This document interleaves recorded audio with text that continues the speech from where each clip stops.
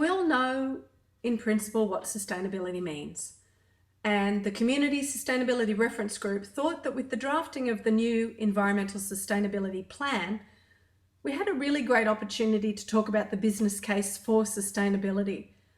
Sustainability planning really needs a common and shared agreement of what sustainability is before we set about doing it. It's a very important foundation that we have a common language and a common understanding and an agreed set of principles before working forwards. Virtually nothing can hang from that unless we have that early front loading and we get that right.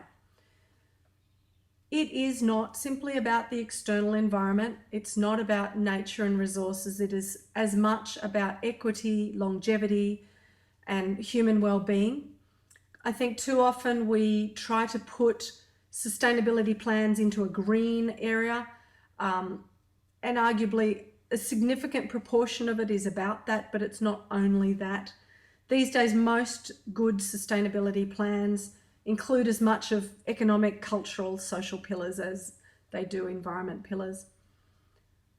Before we do sustainability, we have to understand that in theory, it is not a simple way of looking at things. It's not a traditional linear approach. We all have to start at the same common point, understand it in the same way, but it is definitely not linear. With a pothole, you can identify the problem, for example, the solution's known and the solution mostly works. That's a linear problem-solving model.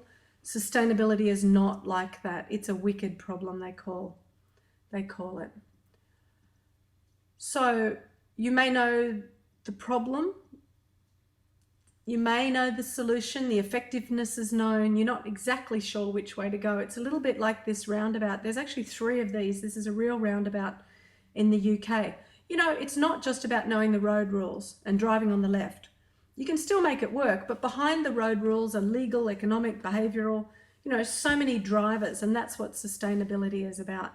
If we only focus on that one area of sustainability, that is environmental, we can't make any real change. We can't make progress.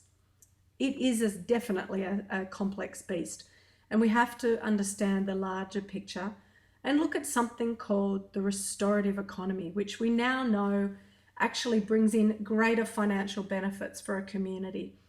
So the pressure is that there are fewer resources and growth is still rapidly increasing. Now, it might be brave of us to say, but the group definitely believes the philosophy that a healthy economy is one that's maturing, not necessarily just growing. So like the analogy of an adult, we don't just get bigger and bigger as we grow. We improve and we evolve, and we actually stop growing at a point.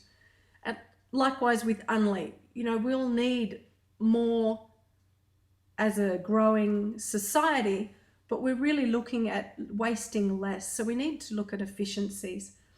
So when we think we can't afford sustainability, it's the other way around. In fact, we can't afford not to look at sustainability in its full gamut. And that's called the cost myth of sustainability. So the restoration economy is basically all about eliminating waste and extending resources. And that is the fundamental premise that our group would like elected members to consider before we even commence the plan. Thank you.